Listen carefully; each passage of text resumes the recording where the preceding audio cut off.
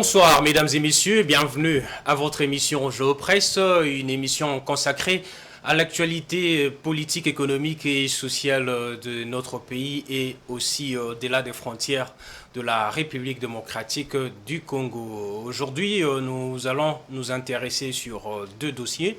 Le premier concerne le déplacement ou la visite du président de la République Félix Tshisekedi en République de France où il a rencontré les autorités françaises, notamment le président de l'Assemblée nationale et celui du Sénat français. Et pour boucler cette visite, il a rencontré son homologue français Emmanuel Macron, avec qui ils ont animé une conférence de presse au cours de laquelle ils ont répondu aux questions des journalistes, des questions qui ont tourné essentiellement autour de la situation sécuritaire et économique de la République démocratique du Congo. En deuxième lieu, nous allons donc nous attarder essentiellement sur le dossier Nicolas Kazadi, le ministre de Finances et le ministre d'État et le ministre du Développement rural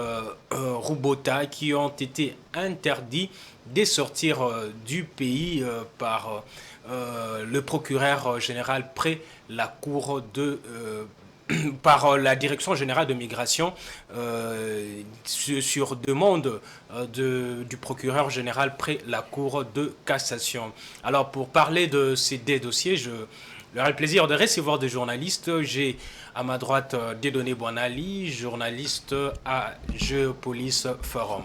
Bonsoir Dieudonné. Bonsoir Djidjo Moulamba, bonsoir à tous nos téléspectateurs. Et à ma gauche, donc à votre droite, il s'agit bien de Patrick Ilunga, journaliste au groupe de presse Géopolice Forum, à qui j'ai dit aussi bonsoir. Bonsoir Djidjo Moulamba, bonsoir à tous nos téléspectateurs, bonsoir également à Dieudonné Boinali, mon co-débatteur de ce soir. Voilà, merci de vous avoir sur ces plateaux. On démarre cette émission qui va prendre 45 minutes.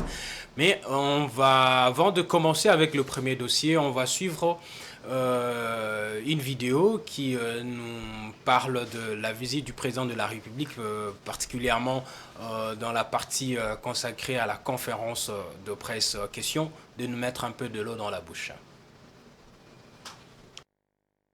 C'est la toute première visite officielle du président Félix Tshisekedi en France depuis son investiture le 20 janvier dernier. Après sa rencontre avec le président de deux chambres du Parlement français avec tous les honneurs, le président congolais a été reçu par son homologue Emmanuel Macron. Les deux chefs d'État ont eu un tête-à-tête qui s'en est suivi par une conférence de presse qu'ils ont tous deux animée. Plusieurs sujets ont été abordés. Pour ce qui est de la guerre dans la partie est de la République démocratique du Congo, Emmanuel Macron a déclaré qu'aucun groupe armé n'a la légitimité d'opérer en RDC. La France condamne fermement l'action de tous les groupes armés, et particulièrement l'offensive du M23, qui doit cesser les combats et se retirer de l'ensemble des territoires qu'il occupe. Tous les groupes armés, je dis bien tous, doivent être désarmés progressivement, démobilisés. Et c'est un recours plein et entier à votre souveraineté qui doit s'en suivre. Le Rwanda, je l'ai redit au président Kagame dans un échange récent, doit cesser son soutien au M23 et retirer ses forces du territoire congolais. Répondant à la question d'un journaliste français, le président Tshisekedi est resté ferme sur sa position de ne pas dialoguer avec le régime de Kagame qui maintient ses troupes sur le sol congolais. Nous sommes en train de travailler pour que cela n'arrive pas. Et tant que cette situation sera comme elle est, ce sera impossible de parler. Vous ne pouvez pas parler avec quelqu'un qui vous maintient le couteau à la gorge. Ce n'est pas possible. Donc, vous avez compris, pour avoir l'éventualité ou la possibilité de discussion, il faut que la situation évolue.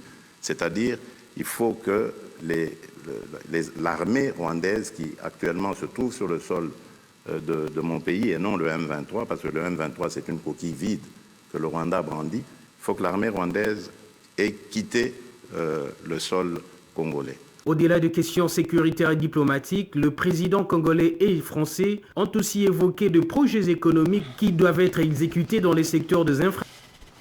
Merci la régie pour cet élément. Dieudonné Boinali, je vais commencer avec vous. Vous avez suivi cette visite du président de la République En France, le président Félix Tshisekedi, comme je viens de l'annoncer, a rencontré la présidente de l'Assemblée nationale, le président du Sénat, le ministre français des armées, le président Macron.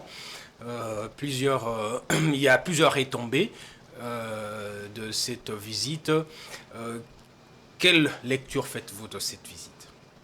Bon, je vais d'abord commencer par dire que c'est une visite officielle qui était longtemps annoncée par les voies diplomatiques.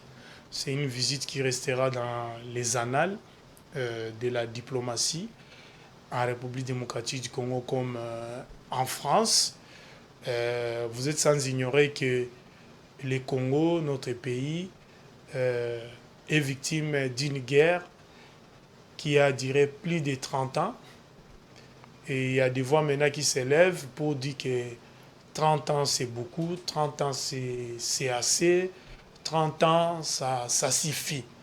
On nous a assez pillés, on nous a assez tués, on nous a assez déstabilisés. Nous sommes un pays carrefour.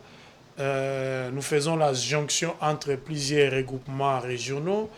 Vous avez l'Afrique de l'Est avec les COMESA, l'Afrique australe avec la SADC, vous avez l'Afrique centrale avec la CEMAC, la CAC.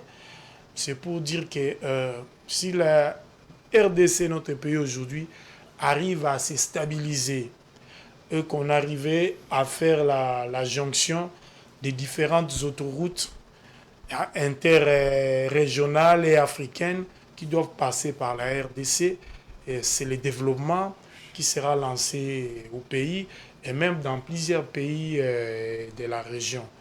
Bon, ce que je peux ajouter et dire encore, c'est une visite dont les retombées sur le plan politique, sécuritaire et économique étaient très attendues.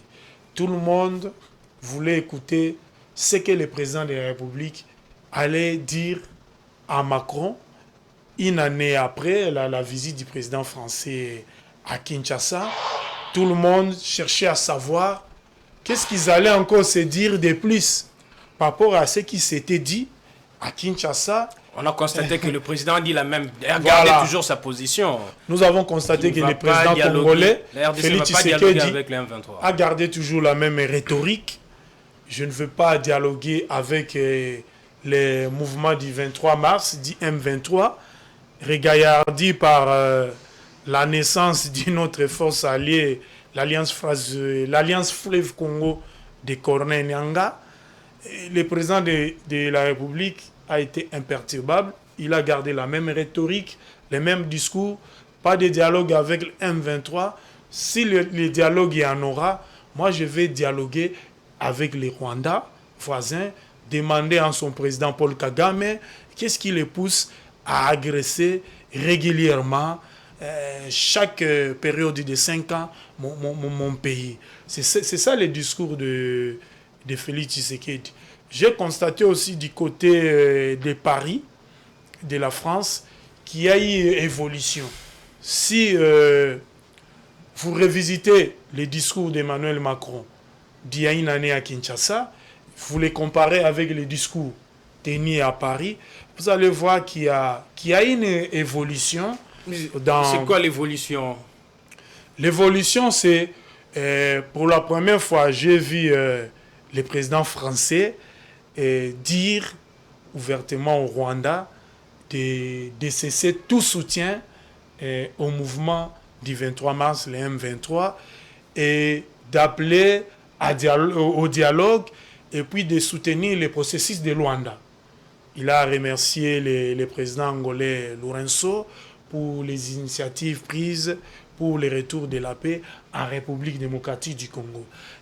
Et j'ai vu pour la première fois la France et la RDC, au-delà du processus de paix que les deux parties souhaitent dans la région des Grands Lacs, les deux pays conclure des mémorandums d'entente communs pour des projets de coopération. Mais malheureusement, ils se sont limités seulement sur les volets mines et transport. j'aurais aimé que ces mémorandums d'entente aillent au-delà, par exemple, si la coopération dans le secteur de l'environnement. Nous avons le parc de Virunga qui a fêté 609 ans d'existence depuis sa création. C'est le premier parc national de la République démocratique du Congo, classé dans le patrimoine mondial de l'UNESCO. Mais malheureusement, ce parc est parmi les victimes des guerres successives que nous connaissons et nous connaissons aujourd'hui. Mais malheureusement, la France n'a même pas pipé un mot pour dire qu'il faut protéger le parc national de Virunga. C'est le patrimoine de l'UNESCO. L'UNESCO a pour siège Paris, la capitale française. Et la France est parmi les plus grands contributeurs de l'UNESCO. J'aurais aimé, de la même manière, Total, la multinationale française, exploite le pétrole l'or noir en Ouganda. C'est la même nappe aquifère. J'aurais aimé la France œuvrer réellement pour la paix et non faire des promesses pour un retour rapide de la paix, parce que le pétrole qu'on est en train de pomper dans les lacs, Edouard, c'est la même nappe aquifère. Demain, l'Ouganda va les terminer avec le Total. Nous, qu'est-ce qu'on va gagner? On peut unir les efforts, c'est-à-dire... Nous allons revenir sur ça, Patrick Ilunga. Malgré l'appel de la France au Rwanda, l'appel de la France qui demande au Rwanda de quitter les sols congolais, on a comme l'impression que le président Kagame n'entend pas de cette oreille, ne prête pas une oreille attentive à cet appel. Donc, depuis l'année passée, l'année 2023, et bien avant même 2023, cet appel a été lancé par les autres puissances, les autres nations. Mais les Rwandais persistent. Pourquoi? Bon, je vais répondre à votre question, mais je plante le décor comme l'a fait déjà mon co-débatteur Dieudonné Boinali. D'abord, il s'agissait de la première visite officielle du président Félix Tshisekedi en tant que chef de l'État en France. Il a été, on va dire, la délégation congolaise a été honorée d'une grande cérémonie au niveau, je crois, du musée des Invalides. Il a été reçu à l'Élysée. Il a été reçu à la délégation congolaise au Sénat, à l'Assemblée nationale, et aussi un échange avec le monde des affaires. Je crois que c'était quand même un renvoi d'ascenseur important que la France a fait pour la délégation congolaise et pour le président de la République, Félix Tshisekedi. Mais quelque part, le président avait dit lors de la conférence qu'il aurait bien voulu que le président Macron soit accueilli comme ça a été fait aussi, puisque lui, il est venu, c'était tard dans la nuit.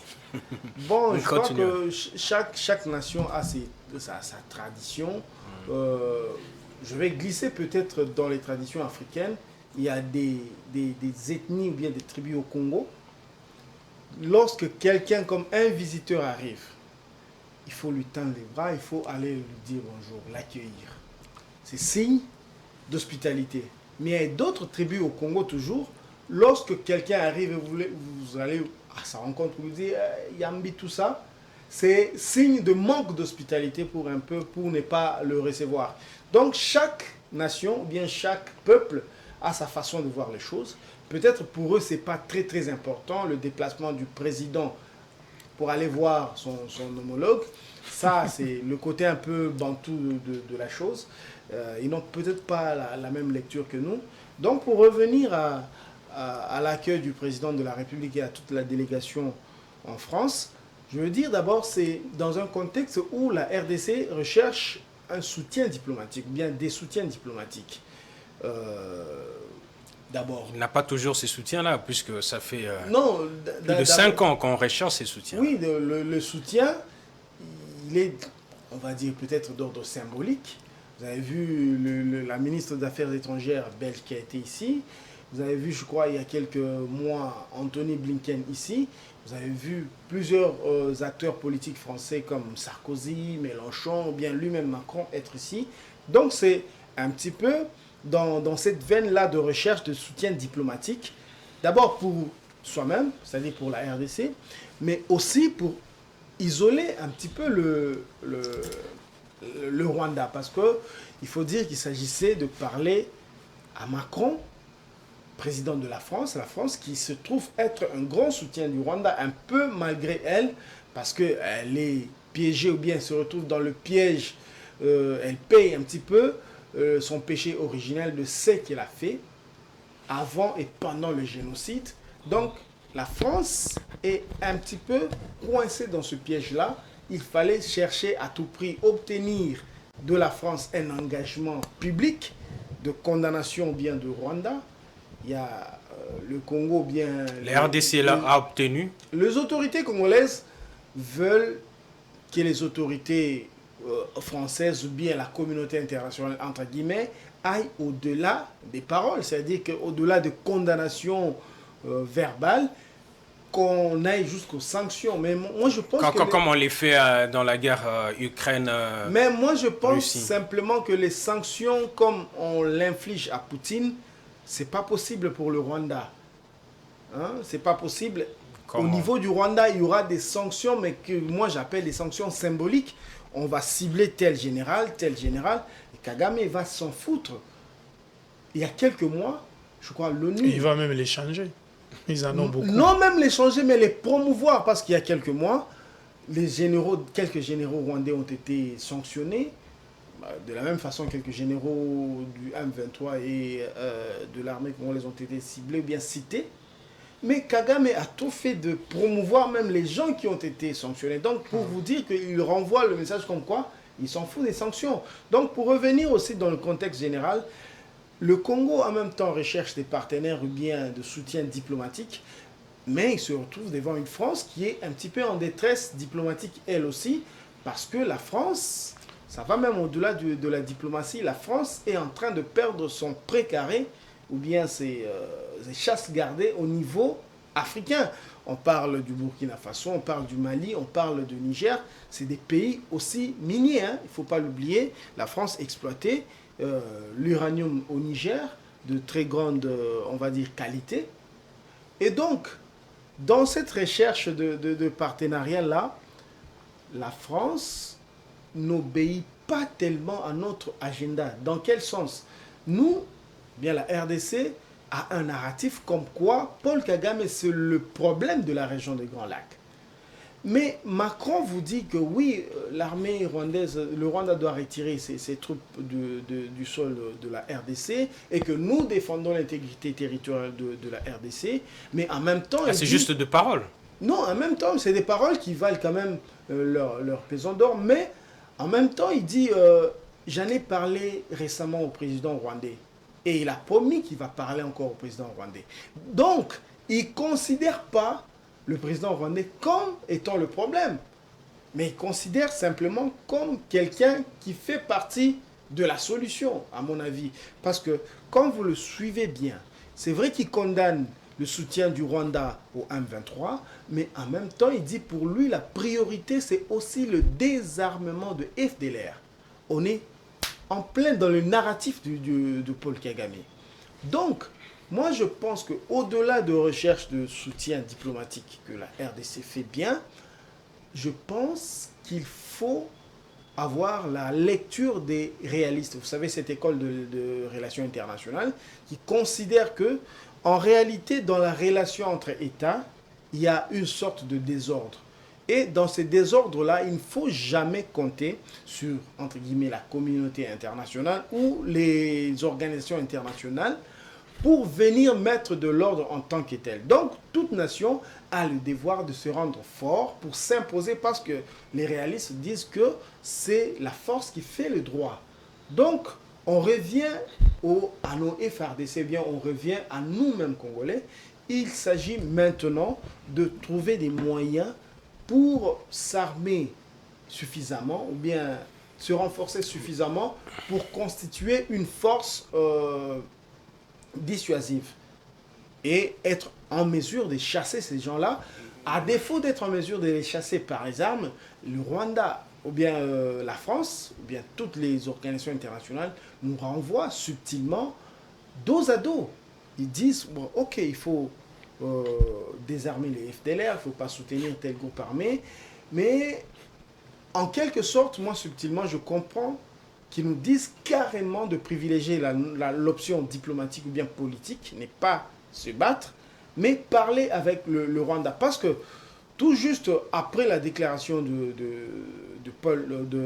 d'Emmanuel Macron, il y a le vice-président, ou bien le porte-parole adjoint du gouvernement rwandais qui a dit, qui n'a même pas nié qu'il n'y a pas de troupes rwandaises au Congo. Ils disent, mais si vous dites qu'il y a des troupes rwandaises au Congo, est-ce que vous vous êtes posé la question pourquoi il y a des troupes rwandaises au Congo? Donc il dit en réponse au président français que vous ne prenez qu'une partie du problème.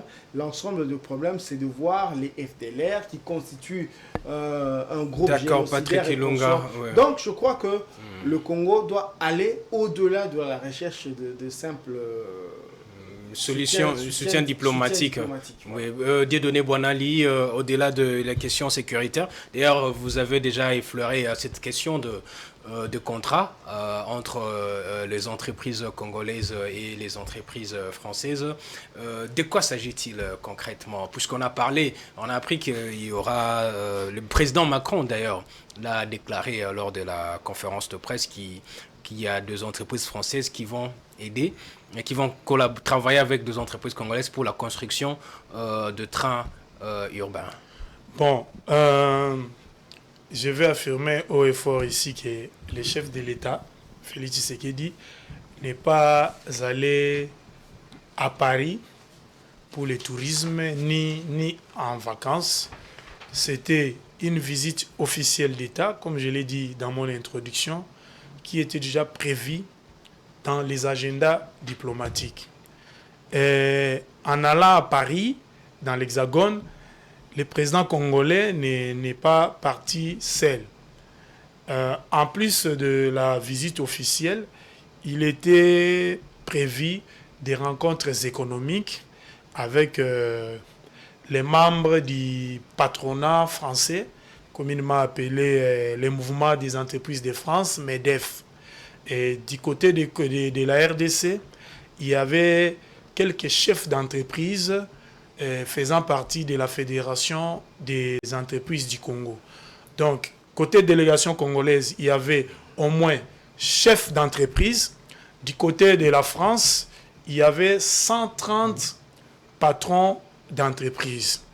Après la visite d'État, le chef de l'État a eu des rencontres économiques. La première, c'était la table ronde sur les affaires et les investissements en République démocratique du Congo.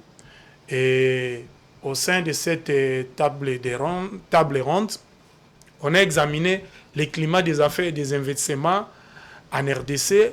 On a parlé aussi de la fiscalité qui empêche certains investisseurs à venir investir en République démocratique du Congo. Certains patrons d'entreprises qui étaient présents, par exemple, il y a la générale des carrières et des mines avec Guy Robert Lukamakunzi et Placide Kalabasidiloa qui a représenté la GECAMINE. Il y avait Eric Omeonga qui représentait Metrokin. Il y avait aussi les délégués de l'ONATRA et de plusieurs entreprises du portefeuille, même des entreprises privées.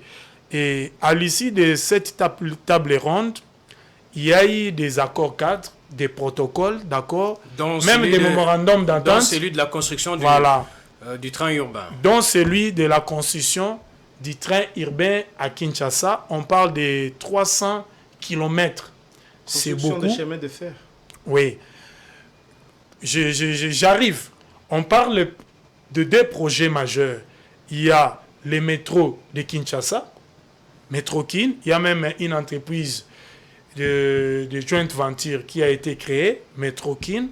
Les fruits du partenariat entre l'hôtel de ville de Kinshasa, l'ONATRA, et puis vous avez les groupes français, non, pas les groupes français, une institution financière, African Finance Corporation, AFC.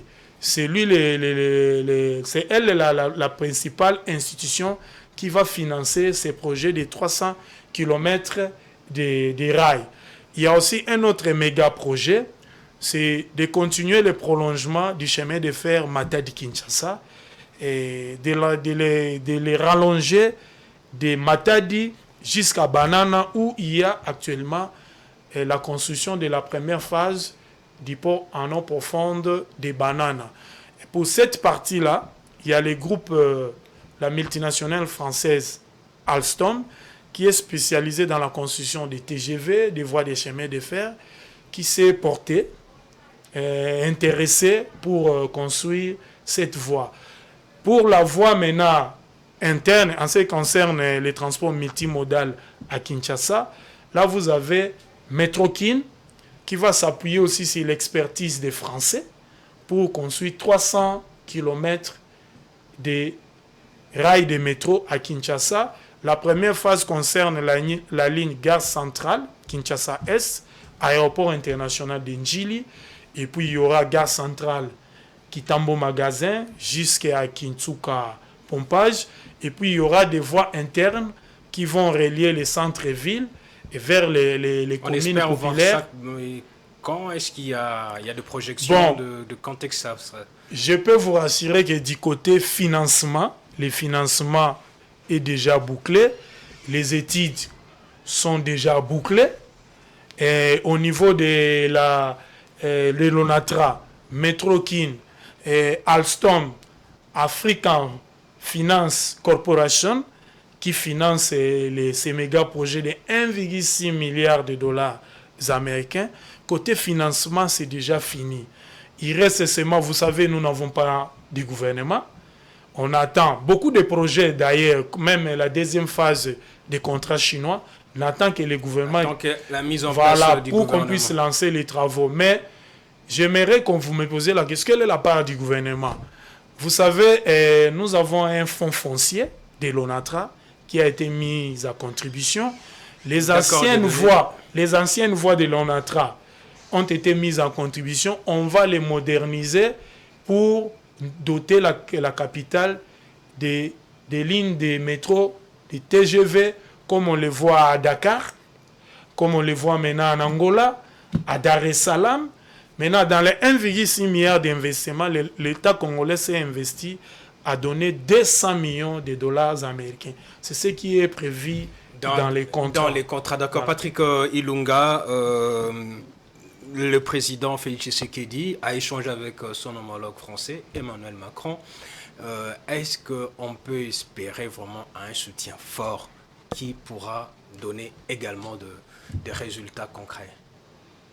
Non, mais moi je pense que déjà on peut se réjouir du fait qu'il y a eu évolution, parce qu'à Kinshasa, rappelez-vous, c'était quand même assez tendu lorsque Emmanuel Macron tentait de dire aux Congolais, eh bien il avait dit carrément que c'est vous-même, vous n'êtes pas responsable. Vous n'avez pas été en mesure de vous organiser. Vous avez utilisé les termes responsable. Ne regardez pas ailleurs, regardez en vous-même, vous trouverez les causes même de cette instabilité.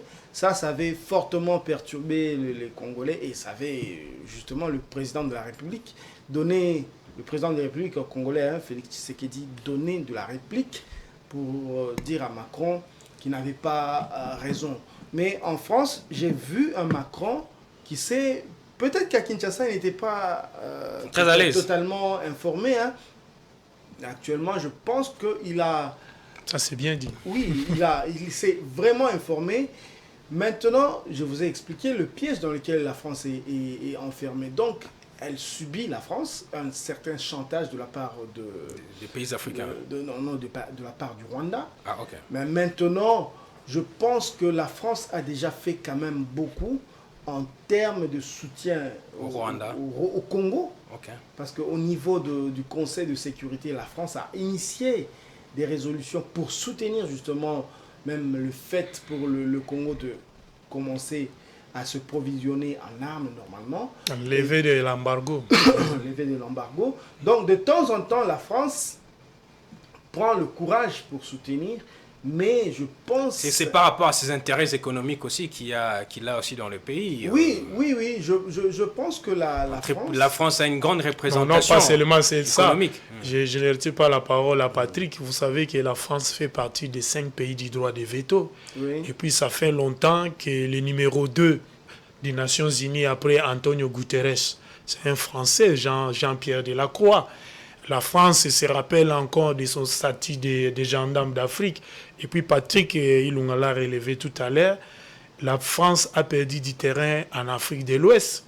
Ce n'est pas si facile pour un pays qui dépendait sur le plan minier avec l'uranium de l'ex-Areva, parce que ça a changé de nom du Niger. Vous avez un pays comme le Burkina Faso, c'est un pays minier. Vous avez le Mali, c'est aussi un pays minier. Il y a beaucoup d'or là-bas au Mali. Ce n'est pas pour rien que Barrick, l'actionnaire gérant de Kibali Mining, a aussi des activités au Mali. C'est pour vous dire que la France a analysé tous ces enjeux économiques. Elle s'est dit, regardons, si nous perdons maintenant l'Afrique centrale, nous perdons les Gabon, les Congo-Brazza, les Congo-Kinshasa, sur le plan économique, ce sont des contrats juteux qui vont échapper à nos multinationales. Parce que voilà, Jojo Moulamba, il ne faut pas faire abstraction de la situation, du contexte général, on va dire mondial, en réalité c'est européen aussi, bien de l'OTAN, parce que le temps se bat en réalité avec la Russie aujourd'hui. Et la Russie est en embuscade sur tout ce qui est intérêt occidental en Afrique. Voilà. Voyez-vous, par exemple, la Russie a clairement proposé au Conseil de sécurité au Congo que si vous voulez bien que la Russie vous aide, la Russie est disposée à vous aider. Donc je crois qu'il y a aussi ce combat-là entre les grandes puissances qui veulent, la France ne veut pas lâcher, historiquement nous ne sommes pas très la France, mais la France veut continuer on va dire, à avoir beaucoup d'intérêt au Congo. Mais moi, ce qui me chagrine un petit peu quand je regarde le Congo, c'est que le Congo, c'est 26 provinces quand même. Dans les 26 provinces, la guerre ou bien les bruits des bottes, c'est Ituri et quelques territoires au nord Kivu. Peut-être aussi Kivu aussi, Maniema, on a parlé des quelques groupes armés qui ne sont pas très actifs. Donc, le désordre ou bien la guerre, c'est géolocalisable quelque part. Mais quand vous voyez le Congo, les autorités congolaises, ils ne parlent généralement que de la guerre. Comme si notre image, nous, doit symboliser la guerre. Non, à part les 2-3 provinces qui ont des problèmes, il y a d'autres provinces qui représentent quand même des grandes opportunités d'affaires pour ces nations-là. Voyez-vous? Donc moi je pense que le Congo, au-delà du fait qu'il faut dénoncer le Rwanda, au-delà du fait qu'il faut chercher le soutien, mais c'est quoi le marketing congolais? Je pense simplement que les autorités congolaises ont un marketing un petit peu négatif sur le Congo, ne parlant que de la guerre. On peut parler des opportunités par exemple dans les énergies renouvelables, on peut parler des opportunités autour de l'eau, on peut parler des opportunités autour de la forêt, autour de tout cet écosystème-là que, à mon avis,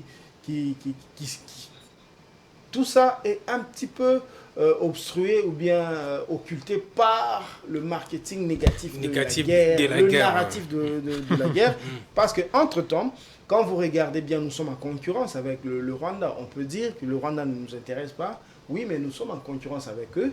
Eux, ils vendent une image d'un pays organisé, d'un pays qui a retrouvé la paix, tout ça.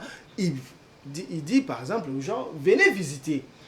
Quand vous regardez, par exemple... Malgré le velléité interne. Voilà. Quand vous regardez, par exemple, les gorilles du Kivu, mais combien de touristes viennent mettre de l'argent dans les différents parcs que nous avons. D'accord, Patrick Ilunga. Par contre, si vous allez en Tanzanie, au Rwanda, en Ouganda, au Kenya, vous rencontrez tout le temps des touristes qui viennent investir. Donc, je pense que nous devons changer aussi le narratif pour bien vendre le pays. Alors, voilà, on va passer à présent au deuxième sujet. Comme nous l'avons annoncé, le sujet concerne... les dossiers Nicolas, les dossiers concernent l'interdiction faite M. Nicolas Kazadi de quitter le pays par le procureur général près la Cour de cassation. Le procureur général qui avait ordonné au directeur général de migration d'interdire au ministre de Finances sortant Nicolas Kazadi et au ministre du Développement rural François Roubota Masumbuko de sortir de Kinshasa où ils sont tenus de répondre devant l'organe de la loi et du territoire de la République démocratique du Congo afin de les empêcher de se soustraire à des poursuites judiciaires engagées contre eux. Dieudonné Boanali, que reproche-t-on à ces deux ministres? Bon, je veux commencer d'abord par rappeler que notre pays s'appelle bel et bien République démocratique du Congo. Quand je lis les écrits de mes confrères et de mes consoeurs, journalistes, je vois parfois, quand il faut écrire les noms du pays, on met les deux là de démocratique en minuscule. Il y a d'autres, pour des raisons qui sont les leurs, ils mettent les deux là en majuscule. Quand vous leur demandez, certains vous diront non, nous ne sommes pas encore un pays démocratique. C'est juste un nom, pour ne pas paraphraser un célèbre comédien qui disait nous sommes un pays démoclariste. Il y a d'autres qui disent nous sommes un pays démocratique, mais la démocratie c'est un processus. Nous venons de loin, depuis le discours de Maréchal Mobutu, paix à son âme, quand il disait « comprenez mon émotion », il lançait le processus démocratique le 24 avril 1990. Certains vous diront non, nous avons beaucoup avancé, nous sommes un pays démocratique. Pour preuve, depuis 2006, on a déjà au moins 4 cycles électoraux. Nous avons des élus, des institutions issues des élections. Mais nous devons aussi rappeler, ce ne sont pas seulement les élections qui font d'un pays un État démocratique. Il y a aussi le respect des droits de l'homme. Il y a aussi l'état des droits. La République démocratique du Congo, c'est un pays signataire de la Charte des Nations Unies. Nous sommes signataires de la Déclaration universelle des droits de l'homme et des peuples adoptée par toutes les nations du monde, un certain, si je me rappelle bien, le 10 décembre 1948. Nous avons la Charte africaine des droits de l'homme et des peuples. Que reproche-t-on à Nicolas Kazadi? J'arrive, je plante déjà les décors. Les décors dans tous ces textes de loi, on a les temps. Nous avons appris que toute personne physique, même une personne morale, les entreprises et les institutions, nous avons des droits et des devoirs dans une communauté. Nous sommes dans la communauté congolaise. Quand quelqu'un est accusé entre guillemets, d'avoir détourné les deniers publics, même s'il y a eu clamé public, je pense qu'il y a le principe de présomption d'innocence. On a vu ici un jour avec Vital Kamerhe, on a jeté de l'opprobre sur lui. Tout le monde disait que non, c'est lui les voleurs, c'est lui les grands voleurs, c'est lui qui a volé tout l'argent de la République depuis qu'on a créé l'État indépendant du Congo jusqu'à la République démocratique du Congo. On l'a même jugé. Et puis, un jour, on a appris par le truchement du président de la République que moi, à mon humble avis, je pense qu'Kamerhe est innocent. C'est le chef de l'État. Et puis un jour, on voit, non, Kamerhe est libre, il a été innocenté. Nous sommes dans les mêmes pays, les mêmes peuples, les mêmes institutions judiciaires. Moi, je ne doute pas que demain, on puisse innocenter Nicolas Kazadi. Comment considérez-vous cette interdiction d'illégale, d'illégale? Je pense, les juristes, moi je n'ai pas appris les droits, et les juristes, ceux qui sont encore sur les bancs de l'école, au niveau des facultés de droit, même les pratiquants de la science juridique, ils ont appris dans un cours appelé Organisation et compétences judiciaires. On leur apprend, même quand quelqu'un tombe dans le régime de flagrance, même s'il y a la clameur publique, Même si vous l'avez attrapé, la main dans les sacs en train de voler, je pense qu'il y a une procédure à suivre pour arrêter quelqu'un. Nous sommes en face de Nicolas Kadima, qui est ministre de la République encore en fonction, c'est lui l'argentier du pays, c'est lui le ministre des Finances. Nous avons des agendas sur le plan financier avec les institutions de Bretton Woods, Banque mondiale, Fonds monétaire international, Banque africaine de développement. Il devait aller aux assemblées de printemps. Il a plusieurs rendez-vous pour les comptes du pays qui l'obligent à sortir de temps en temps, aller à l'extérieur. Vous l'interdisez de sortir.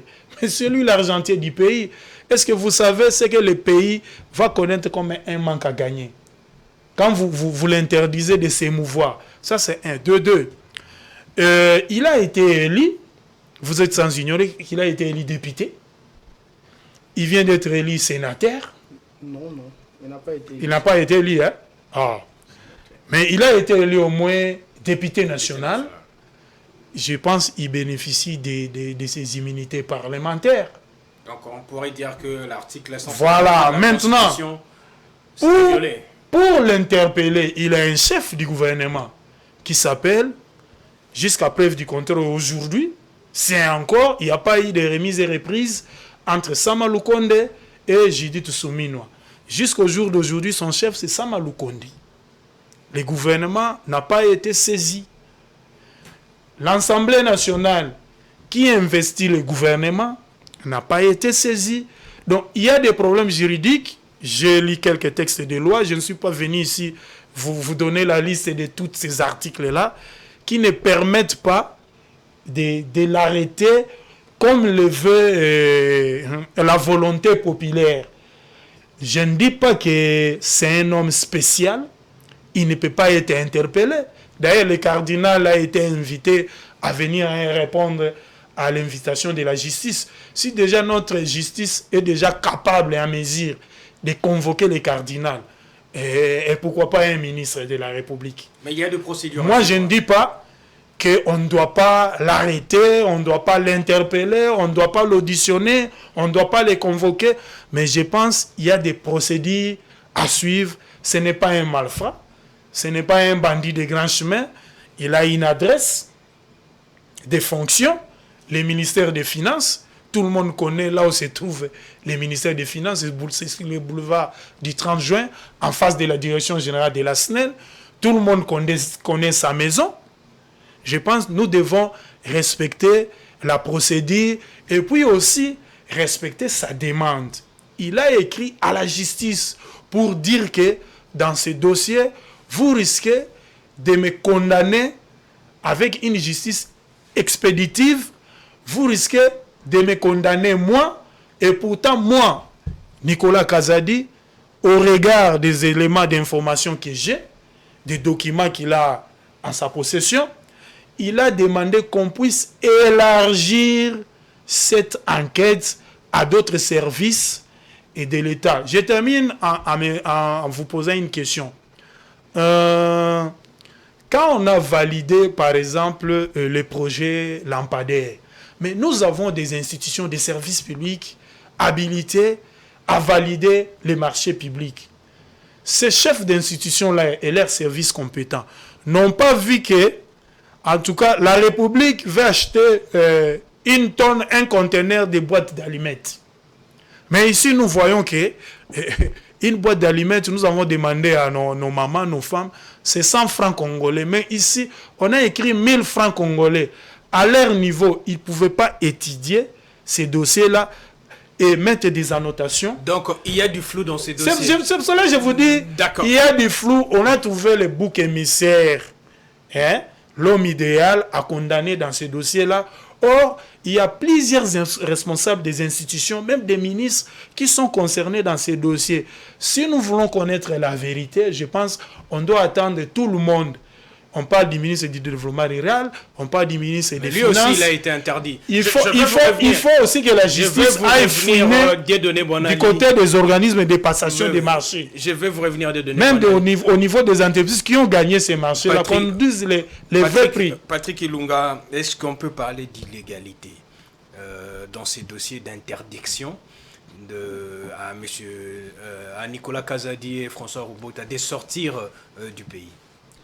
Bon, je crois que dans ce dossier-là, contrairement à ce que Dieudonné Boinali a dit, c'est vrai qu'il est cohérent dans ce qu'il dit, mais il est entré dans le fond du dossier. Mais ici, il ne s'agit même pas d'entrer d'abord dans le fond du dossier, parce que on dit que ce qui fait un État démocratique, c'est la force de la loi. Et ce qui fait aussi la force de la loi, c'est aussi suivre ou bien respecter les procédures comme il se doit, parce que eux-mêmes, les gens de droit, ils parlent de vices de procédure. Je ne dis pas encore qu'il s'agit de vices de procédure, mais simplement, je pense que c'est ce qui fait, je me répète, ce qui fait la force d'une démocratie, c'est la force donnée aux lois. Et ce qui fait la force de la loi, c'est le droit où il faut respecter certaines marches pour arriver peut-être à des procès. Nous parlons ici d'un dossier qui défraye la chronique, mais la justice populaire a son rythme, qui n'est pas forcément le rythme de la vraie justice. Parce que eux-mêmes, les gens de droit, nous disent que le rythme de la justice n'est pas forcément le rythme de la presse. Parce que nous, on veut un sujet directement, on veut conclure, on veut sortir. C'est le travail du jour au jour. On l'arrête, il est complexe. De manière quotidienne. Mais la justice peut rester sur une affaire pendant 15 ans, 10 ans, avant peut-être de dire ce qu'il est exactement et dire c'est qui le coupable. Ici, nous parlons des membres du gouvernement. Et je crois que les membres du gouvernement, il y a une loi, la loi organique, qui autorise justement le procureur général près la Cour de cassation, on va dire qui définit les règles en vertu desquelles un procureur peut ouvrir une enquête ou bien un procès contre un membre du gouvernement. Mais cette loi-là, c'est une loi organique, je crois que c'est 2013 si je ne me trompe pas, dit aussi que en cas des éléments probants qui peuvent, on va dire, nourrir la conviction du procureur général que tel membre du gouvernement est forcément impliqué ou bien a des indices de culpabilité sur tel ou tel dossier, il doit d'abord adresser un réquisitoire, je crois, à l'Assemblée nationale. C'est l'Assemblée nationale, en ce moment-là, qui autorise maintenant les poursuites ou bien la privation de certaines libertés, parce que là, il s'agit, on est dans un cas de privation de liberté, il ne peut pas sortir de... Donc la loi sur la liberté même est violée dans ces cas-là. Normalement, parce que le procureur aurait dû d'abord s'adresser à l'Assemblée nationale. C'est l'Assemblée nationale qui devait, en ce moment-là, autoriser la justice à poursuivre Nicolas Kazadi. En quelque sorte, il s'agit de lever les immunités. On se rappelle par exemple du feu l'ancien ministre John Toumba. C'est-à-dire que la justice est passée par l'Assemblée nationale qui a levé les immunités, bien qui a autorisé les poursuites. Je crois que c'est ça qui va faire la force, parce que nous sommes dans ce qu'on appelle l'état de droit, n'est-ce pas? C'est peut-être une ambition, mais cette ambition-là a des restrictions, ou bien a des règles à suivre. Et je pense que dans le cas précis, on est allé un petit peu vite en besogne, bien avant d'entrer dans le vif du dossier. La procédure, à mon sens, elle a été un petit peu... On a brûlé un petit peu les étapes jusqu'à aller priver, je crois, la liberté à un ministre en fonction. Parce que il faut dire que s'il y a aujourd'hui une urgence ou bien des obligations d'État, c'est le gouvernement Samba qui répond. Sama Lukonde qui répond. Donc, c'est un gouvernement sortant. Mais c'est le gouvernement qui est en place, parce que Judith Soumoui n'en a pas encore formé un gouvernement. Non, il n'est pas encore entré en fonction. La procédure là, c'est important de suivre tout ça, pour ne pas donner l'impression justement qu'on veut juste un petit peu mettre le grappin tout de suite sur quelqu'un qui dit toute son innocence. Parce que la présomption d'innocence, c'est une notion importante en droit, n'est-ce pas? Parce que si vous m'accusez, peut-être que je suis innocent, peut-être que dans le déroulé du dossier, il y aura d'autres coupables et je vais être innocenté. Monsieur Boinali a bien fait de rappeler le dossier Caméré. C'était une clameur de sorte que tout le Congo disait que c'est Caméré qui était le coupable. Mais à la fin, la justice, dans son rythme, après plus d'une année d'emprisonnement, je crois même, a acquitté Vital Caméré. Et aujourd'hui, les fameuses maisons fait fabriquer, si vous allez au Kanchachi, les gens qui vont là-bas parce qu'il y a un hôpital pour se faire soigner, ils vont vous dire que les constructions de ces maisons ont sérieusement avancé. Ils ont même dépassé le nombre de 300 maisons. Mais on disait que non, il a détourné tout ça. Moi, à mon avis, je pense, moi je n'entre même pas dans le dossier Caméré, mais je disais simplement le membre du gouvernement incriminé, il bénéficie quand même aussi de quelques privilèges légaux, notamment ce qui astreint justement au procureur d'aller chercher Patrick Lunga, à vous suivre, ça me pousse à poser cette question qui est aussi posée dans l'opinion nationale. Est-ce qu'il n'y a-t-il pas une main noire dans ces dossiers? Puisqu'on constate que les choses vont vite, on bouscule vraiment le ministre Kazadi. Bon, dire qu'il y a une main noire, c'est difficile de le dire à ce stade. Pourquoi? L'incriminé, Nicolas Kazadi, ministre de la République, continue à clamer son innocence. Nous l'avons dit tout à l'heure qu'il bénéficie encore de la présomption d'innocence. Au lieu de parler de main noire, moi je pense plutôt il y a des gens au sein de sa famille politique. Nicolas Kazadi n'est pas un indépendant. Il est ici de l'Union pour la démocratie. Ça fait plus beaucoup de minutes. Ouais. Et le progrès social, l'IDPS. Vous savez, l'IDPS, c'est un parti qui a lutté pendant plus de 25 ans pour arriver au pouvoir. 37 ans. On parle de 37 ans. Vous avez au sein de ces partis, de la 11e limité industrielle, des gens qui attendent leur tour pour qu'ils puissent bénéficier aussi de quelque chose de l'impérium. Ils disent même que c'est notre pouvoir. Ils ont pouvoir na biso. Bango pe ba le mingi, ba travailler mingi na gouvernement. Ce genre de conflits, ce genre de dossiers judiciaires, c'est une occasion pour nous de nous débarrasser de nos membres là de l'IDPS qui ont déjà travaillé dans les gouvernements pour que nous autres membres de l'IDPS, nous puissions entrer dans les prochains gouvernements. C'est là ce que moi je vois. Moi, je ne vois pas une main noire. Je vois plutôt des gens qui veulent bénéficier de ces procès, s'il y en aura, pour que Nicolas Kazadi soit débarrassé, donc qu'il ne puisse pas figurer dans les prochains gouvernements. Et entre, il y a aussi les règlements des comptes. Il ne faut pas oublier, dans les dossiers de financement des marchés publics, quand vous décidez en urgence de donner l'ordre à la Banque centrale, payer pour tel marché, ça doit attendre, payer pour tel marché au détriment de tel marché. Vous créez aussi des ennemis, hein, il faut le dire. Kazadi Nicolas a aussi des ennemis politiques, non seulement au sein de sa famille politique. À cause de sa rigueur ou de... À cause aussi de sa rigueur.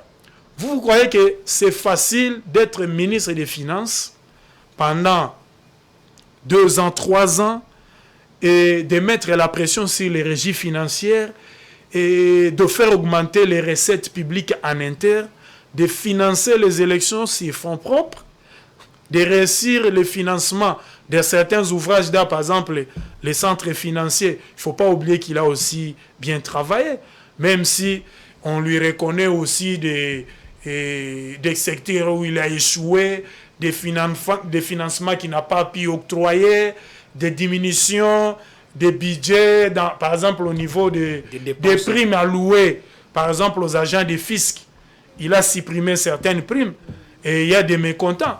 Je pense qu'il n'a pas seulement des choses à lui reprocher. C'est quelqu'un qui a aussi travaillé. D'accord. Laissons la justice faire son travail et le faire bien en respectant les procédures. Il faut laisser... Parce qu'il y a aussi la jurisprudence. Patrick Ilunga, il faut laisser la justice faire son travail. Mais à ce stade, puisque l'Assemblée nationale n'a pas été saisie, n'a rien autorisé aussi, donc on peut considérer, il faut aussi considérer que cette interdiction n'avait pas lieu d'être. Bon, comme pensent certains analystes. Oui, certains analystes le disent. Moi, je pense qu'il faut laisser la justice faire son travail. C'est vrai qu'il y a des gens, même le président de la République a eu des mots un peu forts contre la justice. Moi, je ne vais pas répéter, je ne vais pas répéter ce que le président dit sur la justice. Je pense simplement qu'il faut laisser la justice faire son travail. S'il y a main noire, justement, la justice, elle est censée être indépendante, elle verra justement qu'il y a des gens, des groupes d'intérêt qui en veulent. Mais lorsque déjà on ne suit pas la procédure, est-ce qu'on on va dire que cette justice-là fait son travail comme il faut? Non, mais rappelez-vous déjà qu'il y a quelques semaines, le même procureur avait ordonné, je crois, au bureau technique de contrôle, si je ne me trompe pas, d'aller voir les soumissionnaires, l'entreprise qui a gagné le marché, d'aller faire les enquêtes partout où les forages étaient censés être construits, bien placés, pour justement voir s'il y a eu surfacturation ou pas. Donc je crois que la procédure au niveau des enquêtes judiciaires avait déjà été enclenchée. Elle doit justement se suivre pour ne pas se laisser entraîner un petit peu par la clameur publique, parce que la clameur publique, c'est comme la foule, elle n'a pas d'âme, forcément c'est de l'émotion. Pas d'âme, pas de conscience. Donc je crois qu'il faut que la justice continue à faire son travail, et comme la justice elle est indépendante, elle dira le droit. Dieudonné Bonali, Patrick Ilunga, merci de vos analyses, de vos réflexions. Voilà, encore derrière le temps. C'était donc un plaisir de vous recevoir sur ces plateaux de Géopresse. Et merci aussi à l'équipe technique qui nous a accompagnés. Là, je vois jusqu'à Ntamba, John Mukendi, Benito Kabiena. Merci pour votre travail, et aussi à vous, fidèles téléspectateurs, pour votre aimable attention. Nous vous reviendrons très prochainement avec le même plaisir. À la prochaine.